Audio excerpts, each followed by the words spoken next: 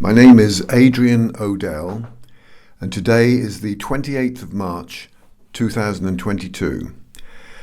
And I'm here on behalf of the Norfolk Polish Heritage Group to talk to a gentleman who has Polish roots, but for many years didn't know anything about them. So good morning to you. Hello. Would you tell me your name and your date of birth, please? Alan Harrison, 01/08/1930. So that means you're 91 years old. I'm 91.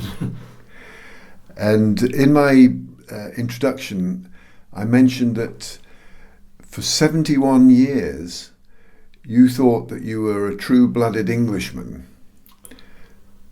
So what happened, and when did you find out that in fact you had Polish roots? Well, about 20 years ago, visiting my cousin in Aigle, Linda, who's a couple of years, or was a couple of years younger than me,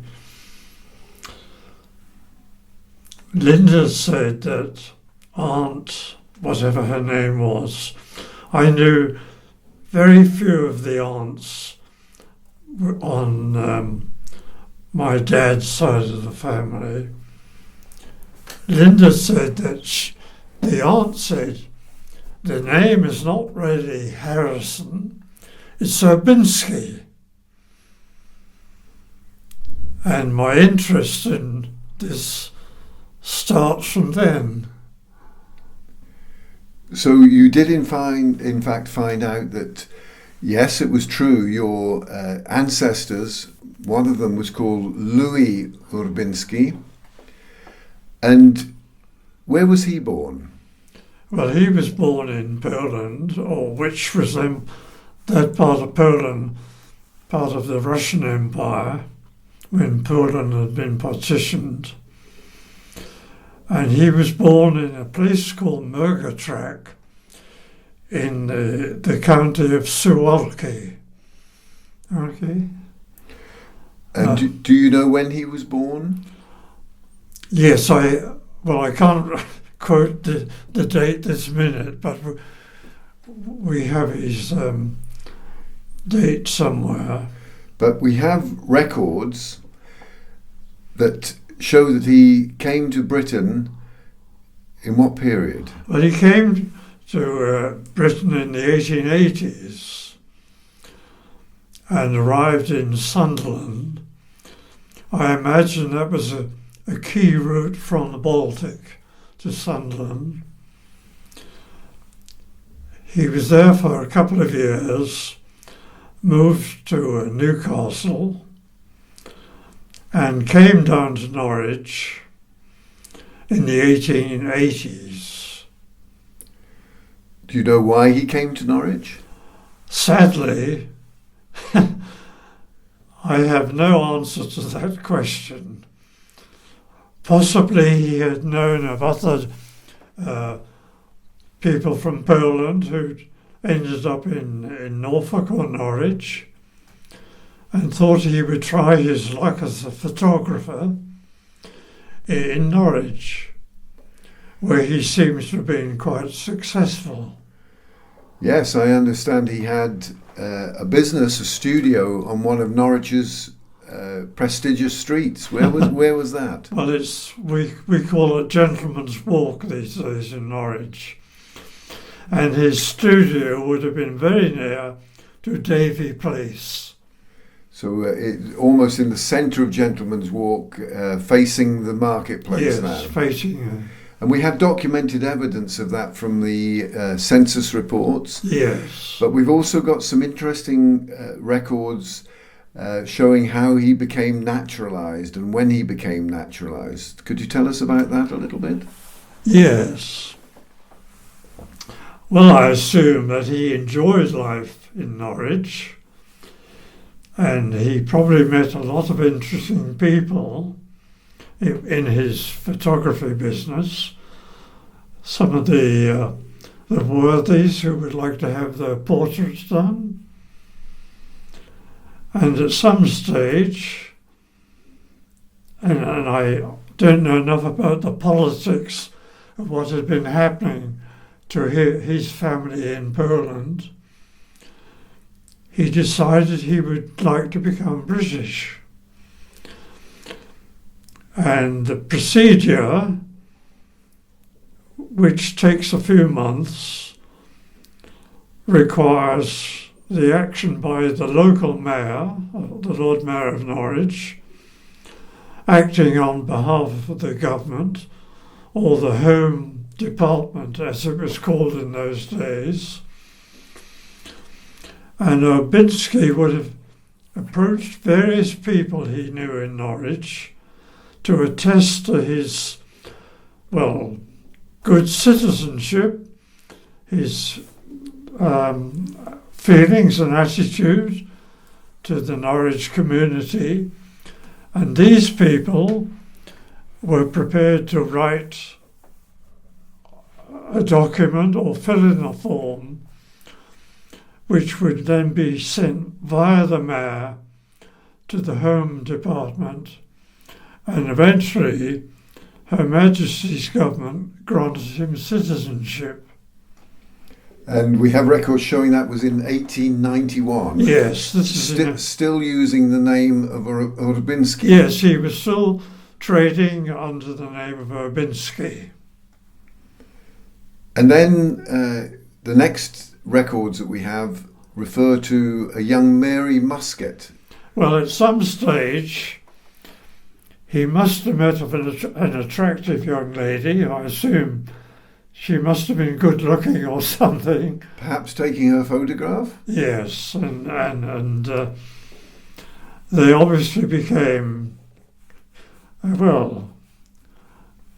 very friendly. And the next stage is that he marries her. But he doesn't marry her locally. He marries her in Antwerp.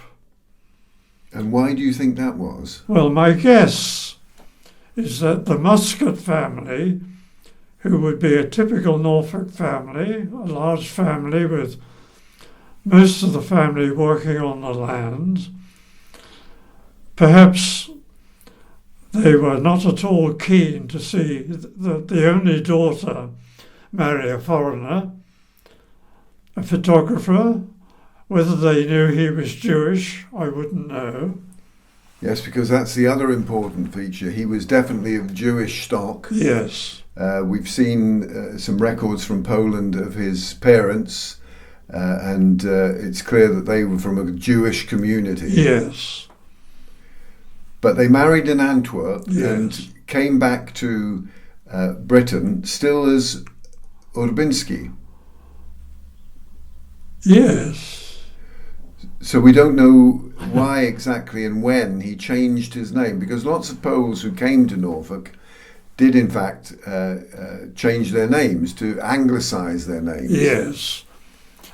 Well, there seems to be a number in Great Yarmouth who were successful business people with the name Harrison, who had come from his part of Poland, and possibly he liked the sound of the name and decided he would change it. And so I ended up as Alan Harrison, the son of James Henry Harrison, my father. But my father knew nothing at all about his dad, except that he was a photographer. And on my dad's birth certificate, my dad was born in Glasgow in 1903, 15th of January. With the name of Harrison. With the name of Harrison. Do you know why he was born in Glasgow? No, I have no answer to that question, except perhaps after the fire which had destroyed the studio on the walk, Binsky decided he could travel around the country and perhaps, Glasgow was a large city. That would be good for business. So he worked as an itinerant photographer. Yes. Do you have any idea why your father, now Harrison, James Harry Harrison, that's probably why he was called Henry, because he was Henry, wasn't Yeah. he? Why he came back to Norwich? Well, I'm afraid the story gets very blurred, and there are very few details. All I know from my dad's history, which was not a very happy one until he was perhaps in his teens, he must have been bordered out with various aunts in the Norfolk area. Because your father, your grandfather by this time had disappeared, I think is Yes. a word you mentioned. Well, my dad had a brother, Walter, a couple of years younger, and Walter, sadly, was born in Belfast in the workhouse. So various tragedies must have hit my grandmother, whom I only met, or I remember meeting, when I was about the age of 10. She had since remarried, or I assume she had remarried, and was living in the Norwich area. And I remember visiting her soon after I had taken the scholarship exam, as it was called.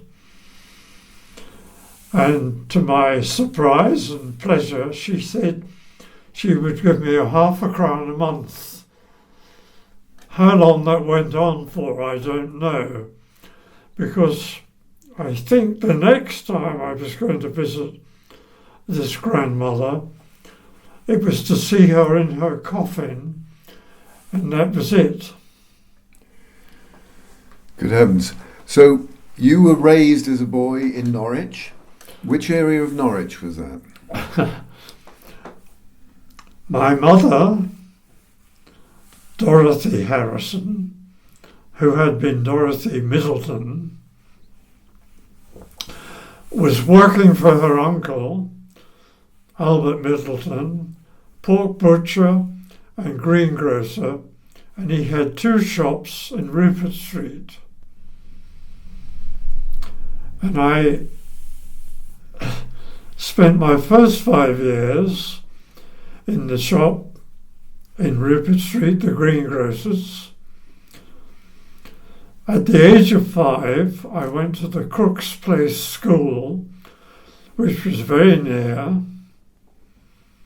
And then I think in 1936, because the business in Rupert Street was in decline, and some of the area was really pretty well slum housing, my dad and mother decided to move. My dad had come back from Australia in 1929 and got a job in a shoe factory then called Holdenstein's. I think that became the Bally Shoe Company. Yes, that was taken over by Bally's later on. So he worked as, what did it was? My dad was a clicker. Clicker. Anyhow, they got a bungalow in Thorpe, very new bungalow, with about 1/8 of an acre of land. And that's where I spent the next part of my life. So you mentioned the scholarship, you went then to the City of Norwich School, which was a boys' state grammar school and reputed to be one of the best in the country. So well, it became one of the best in the country. And my friend Adrian, who's talking to me now, was probably there in its heyday. Hmm. So how did you get on at school? What were your strengths at school? I enjoyed my time at the CNS. I started life in 1C. I think there were 6 form entries in that year, 1941, and so I was more or less in the middle band. At the end of the first year, you were either promoted or relegated, and I was promoted to 2S, where we did a bit of extra science. Mm-hmm. So moving forward to your O levels, what they were called O levels in those days, and then you did A levels at school, yes? No, I took school certificate. Ah, that was before O levels. O levels hadn't been invented yet. And what They were then coming in when I left school. And what were the subjects, your best subjects at that? Well, I enjoyed history very much. Also geography, which I did at advanced level for higher school certificate. And I was also doing French, Latin and geology. And did you go on then to university? After 2 years national service, where I spent most of my time in the Canal Zone in Egypt, instead of reading history in Cambridge, I decided I would like to go to London, and I went to the London School of Economics, which I enjoyed very much. You were quite an academic. Not really. But you went off, you became a Fulbright student, I believe. Ah, no, that's a later story, a little later. I think 2 years national service, where I spent 18 months doing very little, did not help me with my academic studies. I enjoyed my time in London very much, but I was not a really, serious student. I decided after 3 years I would go in for teaching, so I did a 4th year at the Institute of Education in London, and then comprehensive schooling was just being started, and I thought I would like to try comprehensive teaching. And I went to Coventry. As a teacher? As a teacher. But you came then back to Norfolk as a teacher. Well, I quite enjoyed the work, but I didn't feel happy in Coventry. I missed the sea, I missed sailing, and I particularly missed Earlham Golf Course. You were a golfer. Because one of the pleasures of the 6th form was to discover that the headmaster, Jackson, loved golf. And he introduced golf to the 6th form, and we had lessons with Bert Kelly for 6pence a night. And we saw our headmaster in a very different light, absolutely beaming with pleasure. Because he was a disciplinarian at school, wasn't he? He was a very good, strict headmaster, one of the best I've ever met. I'm quite sure about that. And how long did you then teach at the City of Norwich School? Well, there's a big gap now. I came back to Norfolk for a couple of years. Then I went to Ipswich Civic College as a lecturer in the School of General Studies. Joined Woodbridge Golf Club, which was a beautiful golf course, very tough. And by this stage, the little Jewish refugee my parents had taken in in 1939, she was now finishing high school in Washington. In 1947, 2 years after the end of the war, Esther and her 3 sisters went to the United States, where there were 2 uncles who had escaped from Germany in the 30s.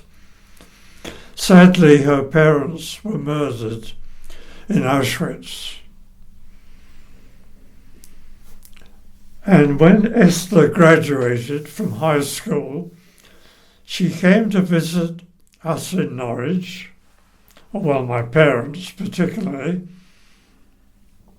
We had always been very close, and I took her to Paris. We actually flew and had a few days in Paris, and then she went back to Washington. But my ambition was always to visit the rest of the family at some time in Washington, which I managed to do in 1963. I was able to get on the Fulbright exchange program, where teachers and people from all over the world would be invited to have a year in the United States, and that's how I managed to visit her family, the remainder of her family, for the very first time. And as part of the Fulbright program, you were invited to the White House. Ah, yes, well, we had a week's orientation in Washington. And of course we met Senator Fulbright and various people from Congress. And we had a special visit arranged to the White House. And of course this was very exciting. 1963, Kennedy's name was world famous. And you met him in the Rose Garden, I believe. After a tour of the premises, we were told that the president was coming to meet us. We were put in what is called the Rose Garden, and eventually Kennedy came, and all the women said how handsome he was. And after a brief speech, where he compared us to medieval scholars touring Europe, he then started chatting to people and shaking hands. And I was able to shake hands with Kennedy, which was, of course, about the most exciting moment of my life. That was just 3 months, I believe, before he was assassinated. Yes. I have to just mention that. I was working in a high school in New Jersey, in a little town called Dover. And that Friday afternoon, I had a free period. I was sitting in the staff room dozing, and the janitor came rushing in and said, "Kennedy's been shot." There was a little old radio somewhere in the staff room, and of course it was switched on, and there was kind of bedlam for a few minutes on the radio. And then we heard the dreadful news that Kennedy had been shot and was dead. Well, that was a historic moment, of course. And I went outside and lowered the flag. All schools in the United States fly the Stars and Stripes. And you I lowered it to half-mast. I thought I could do something. Just moving on then, you came back to Norwich, and A year later I came back to Norwich. and Well, back to Ipswich, actually. But you had a short period then after that in a kibbutz in Israel. Yes. But that's a rather different story. I had always been interested in the Middle East, partly with my reading and so on, and I always wanted to visit Jerusalem, Damascus, Aleppo, Beirut, towns like that, and cities. And the opportunity came, which I took, to go to a kibbutz in Israel in 1981. This was partly because of Esther's Jewish connections. She had a brother-in-law, Jew, who was on the kibbutz. Well, you also at that stage didn't know that you had Jewish blood in you. I had no idea still that I had any Jewish connections. You came back to Norwich and then you stayed at the CNS as a teacher until what sort of period?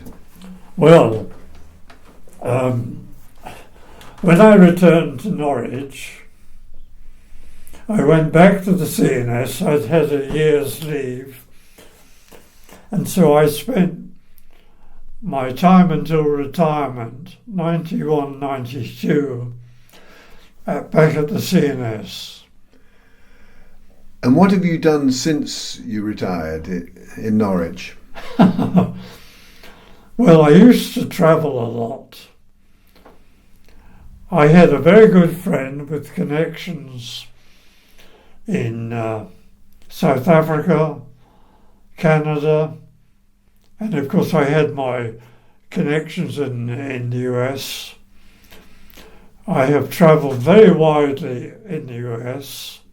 I've driven across the US to California and flown back from Norfolk Air Base.